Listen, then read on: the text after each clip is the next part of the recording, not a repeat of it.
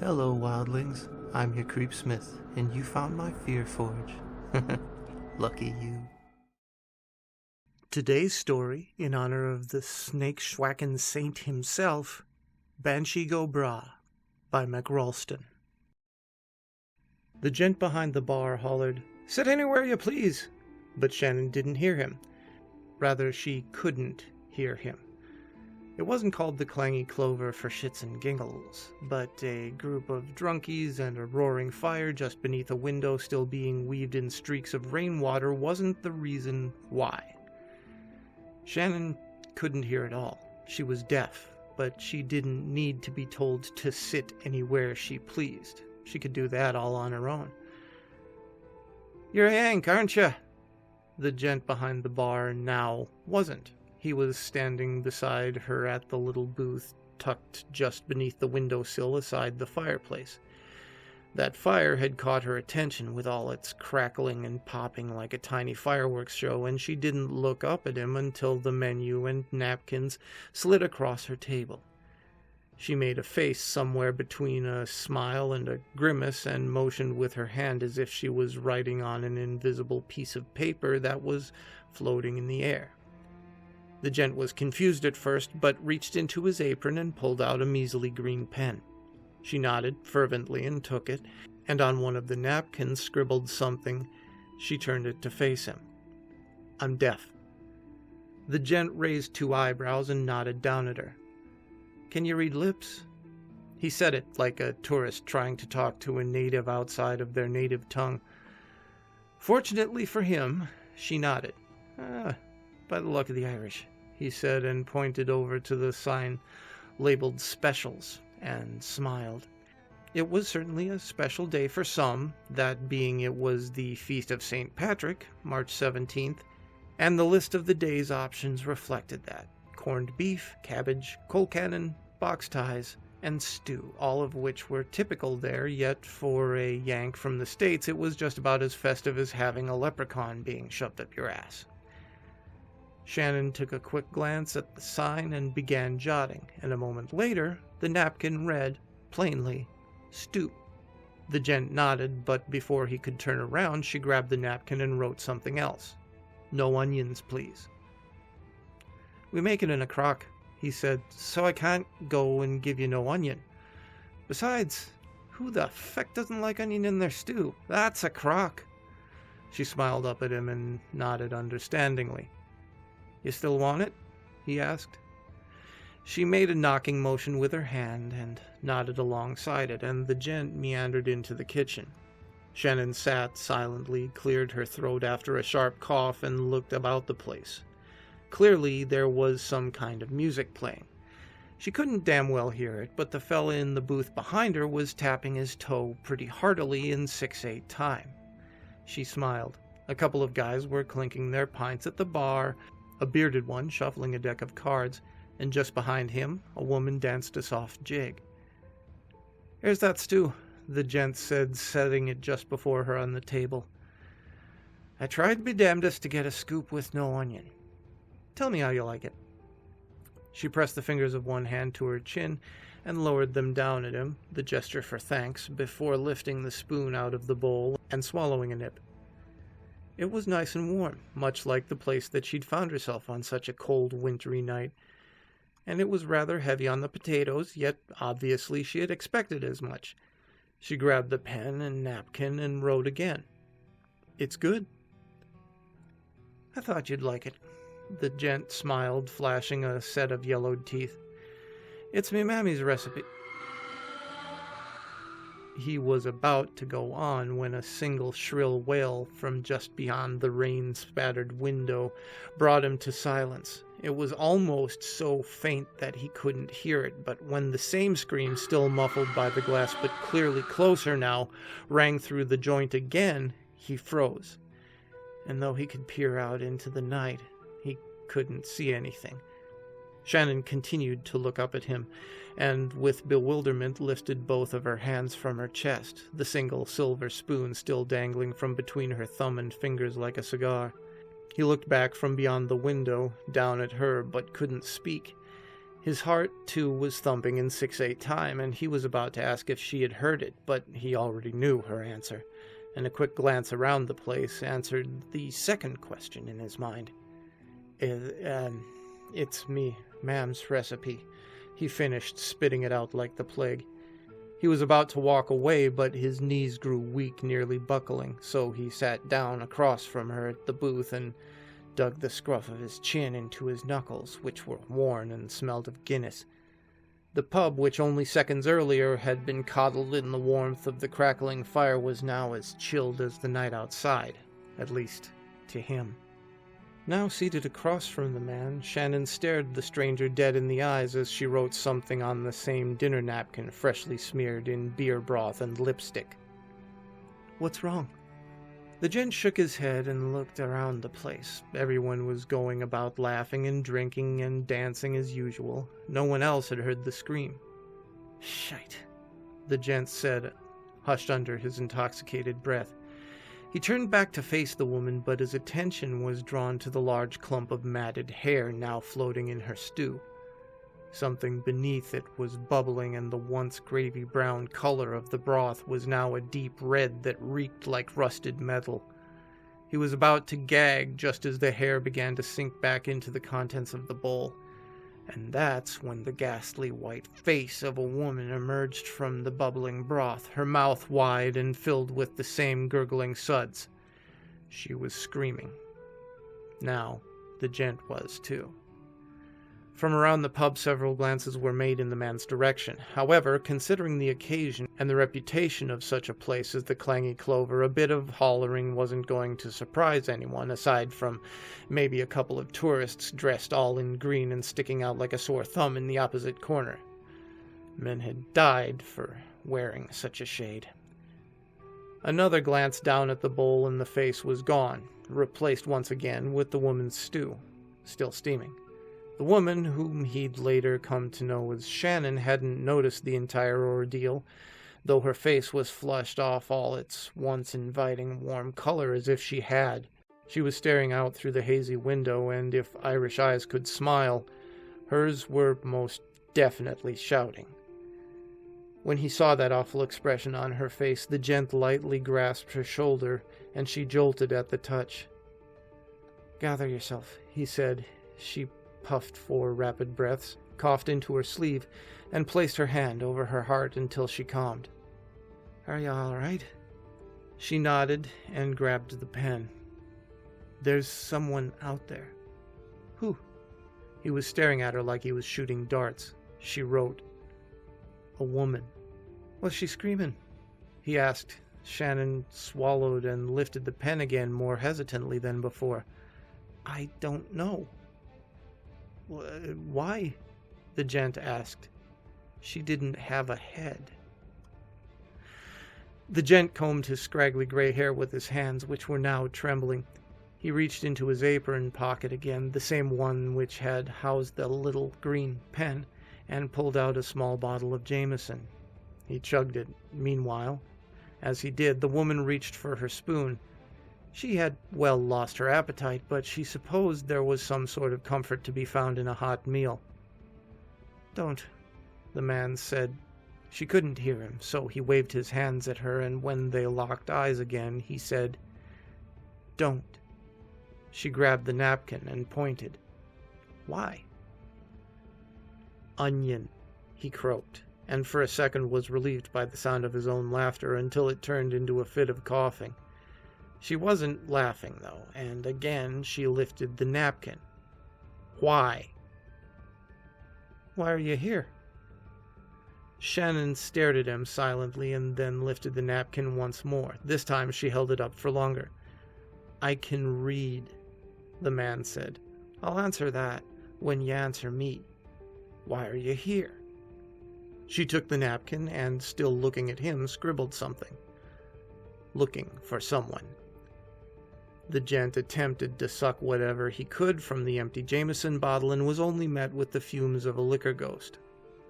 "Who are you looking for?" She wrote, "Family." "You've got family on the Emerald Isle. Your clan?" She wrote again, this time on the back, since the front was nearly covered. My parents. Your parents, he said, clearing his throat with a chuckle.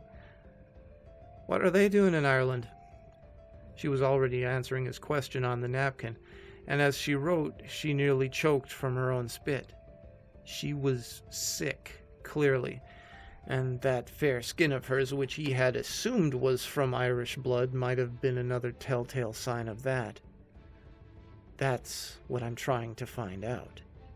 The gent nodded and pushed the bowl from between them to the end of the table, glancing out the window again. The rain had stopped, and just before he was about to sigh, a flash of lightning and the immediate crack of thunder rolled through the place. Not that that would shut any of the drunkards up, of course.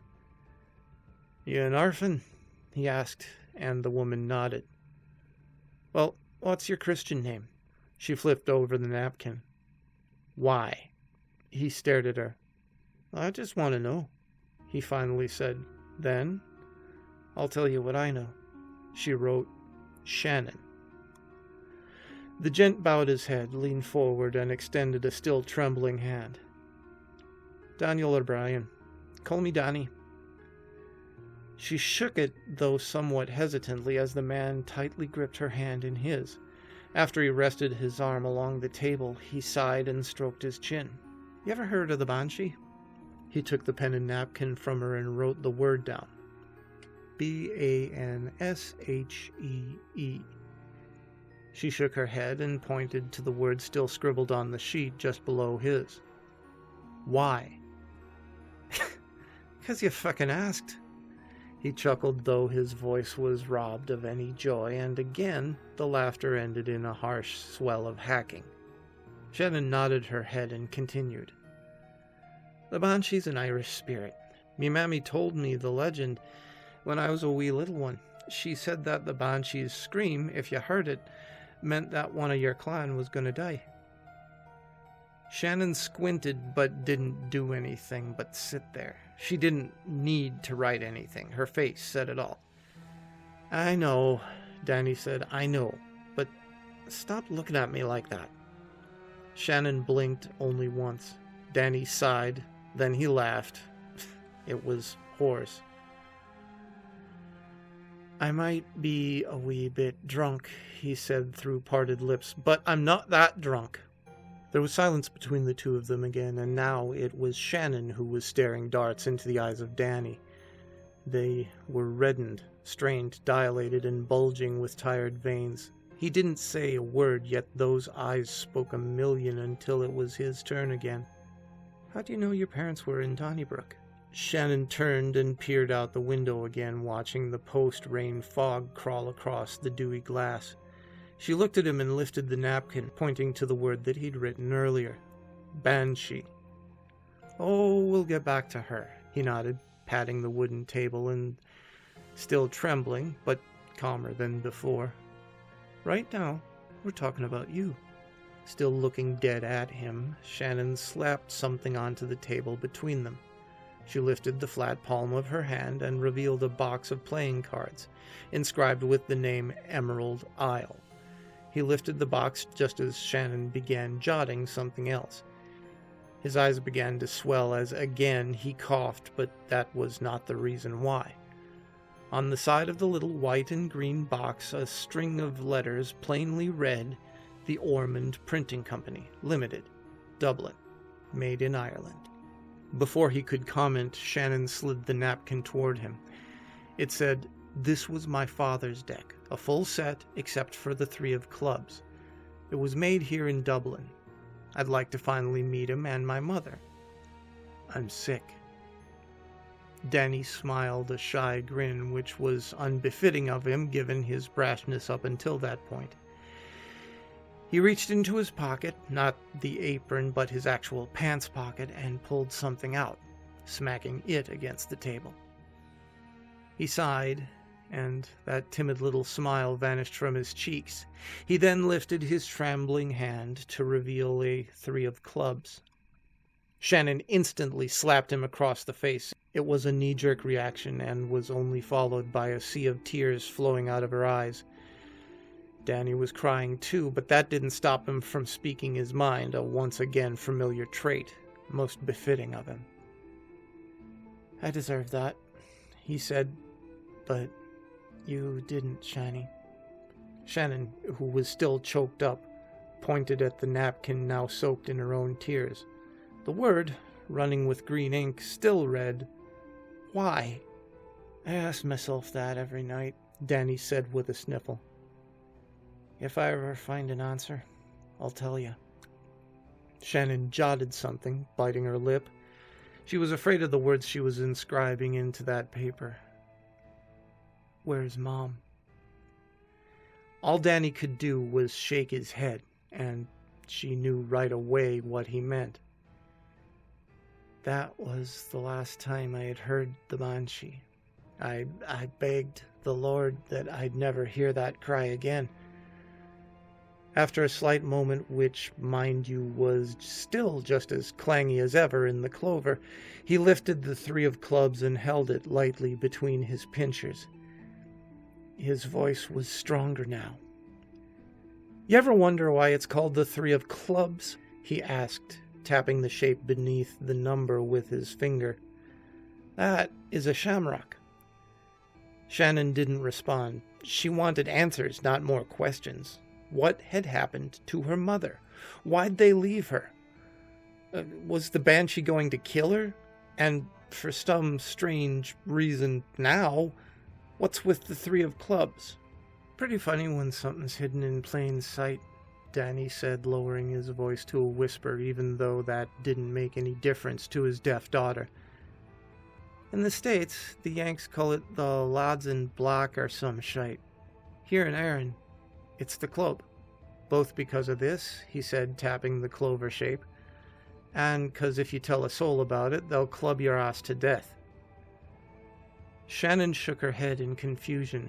Danny looked over at the bearded man playing cards beside the bar and then back to Shannon. "That is Connor Ferguson," he said. "2 of clubs. I'm 3. We aren't like the Yanks," Danny said, brows furrowed. "'Tisn't a government job. We're like a militia against the fair folk." Shannon shook her head again. She didn't understand. But how could she? Danny pounded the table and held 2 fingers high above his head. Not a moment after did the bearded fella, Connor Ferguson as he called him, clink 2 green beers onto the table. "Who's the last, boyo?" Connor Ferguson grinned down at her with a smile, but Shannon wasn't reciprocating it. He swallowed and then turned back to Danny. "You want me to deal you in, Danny boy?" Danny shook his head, and Connor, rather confusedly, meandered back to the drunken bunch of gamblers while whistling the song Danny Boy to himself, taking one last glance over his shoulder at Shannon. His eyes looked familiar somehow, perhaps from a memory that she couldn't quite remember. "Your mother, God rest her soul, started this place 35 years ago today. Connor was here from the very beginning," Danny said. Shannon continued to wear her confused expression, and Danny chuckled. "What? You think I dreamed of being a barter? Not much bartering to do when you're protecting your clan from the fair folk." Shannon grabbed the napkin and began scribbling again. Danny tapped it and caught her attention. He pointed to the beer before her. "You better drink up." He smiled. Shannon continued writing. "Who are the fair folk?" "Feckin' Yanks," Danny muttered under his breath.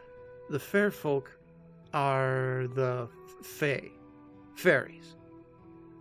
Shannon's eyes lit up. "Yeah, you read me lips right. But they ain't feckin' Tinkerbell, Shani. They're boggarts and goblins and, yeah, banshees. Now, not all of them is bad. Hell, take our Banshee out there, for example," he said, pointing to the window. "She's what we call an omen. She only tells it the way it is. Every clan has one. That's why when you saw her, I knew you were me own flesh and blood. That's why no one else has seen her or heard her cry." Shannon swallowed toughly. That was a hard pill after all. I know you don't want to believe me. Believe me, I know. But your mother and I did what we did to protect ya. Danny's lip quivered and he bowed his head. When she told me about your listening, he said, pointing to his ear, I thought that Lady Luck had stopped smiling on us. We were young and we were scared. I thought your deaf ears were a curse. Shannon interrupted him and bitterly wrote, ripping the napkin some in the process. They are. Danny shook his head. You were our greatest blessing, Shani. Our greatest blessing. I'm sorry we were too blind to see it then, but I see it now. Danny's speech was interrupted by another high-pitched howl from outside. It was even closer than before, as if the thing's lips were now pressed against the window's foggy glass. He didn't look. He faced forward, and as he stared at his teary-eyed daughter, she coughed again. Only once, but she coughed hard enough to spit blood onto her sleeve. She wiped it with the napkin, and at that moment, Danny's Irish blood ran icier than it ever had, and immediately he reached out with his old cold hands to embrace hers. They were cold too, but still full of life. Is it bad? He asked. Shannon nodded without looking up at him, and Danny muttered something softly to himself, perhaps a prayer or plea either to God or that God-forsaken Banshee, and scooted up in the booth until his gut was pressed against the table. And this was the first time you ever seen her, the Banshee? Shannon bobbed her head and Danny's lips parted into a smile, but now there was joy in his demeanor. I remember when you were 3, he said, his eyes glowing like emeralds. It was the last week we'd ever seen you, and all you wanted was a unicorn. He chuckled. Your mother told you there was no such thing, he said, reaching into his other pants pocket. But she was talking a load of blarney. Danny lifted his hand and placed a large golden horseshoe smack dab between them on the table. Shannon stared down at it with bewildered eyes. I got this from Scotland. I carry it around with me as a sign of good luck. Danny winked. But it was always meant for you, Shani. Shannon lifted it to her watery eyes. It was heavy, and it glimmered louder than the fire. Before she could thank him, Danny had already placed another trinket onto the table. This is me die, he said, lifting his fingers and nudging a tiny white cube dotted with 6 black dots atop it toward his daughter. It was that die that I won your mother with. He smiled, shrugging. Well, not one, but, well, you know, we were both playing craps for shite, and I tell her, let's go, and we did, and that's how you came along. Shannon nodded and picked up the die, rolling it around in her fingers, holding up the golden horseshoe with the other. Danny, who had grown more somber within an instant, held out the final charm. And this one's the most special, Danny said, lifting up a 3-leaf clover, a shamrock, which was creased and wrinkled up and had clearly seen sunnier days. Now, most fucking idiots will tell you that the 4-leafers are the lucky ones. But they're wrong, Shani. He held out the tiny green plant and pointed to one of its droopy petals. Father, Son, Holy Ghost, he said, extending it to her.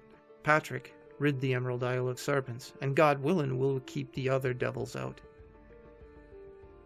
Shannon took the shamrock in her palm and looked up at her father as a single tear caressed the heat of her face. Danny smiled a toothy grin and, for the last time, whooped a final bellowing cough from his lungs. He glanced over to the window and noticed the glaring white face of the woman, the same one from the stew, staring back at him. But the Banshee wasn't screaming. Not anymore.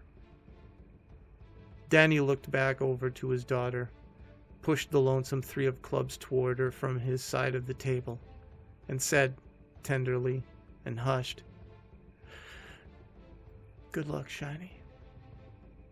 And with that, he keeled over onto the table and died.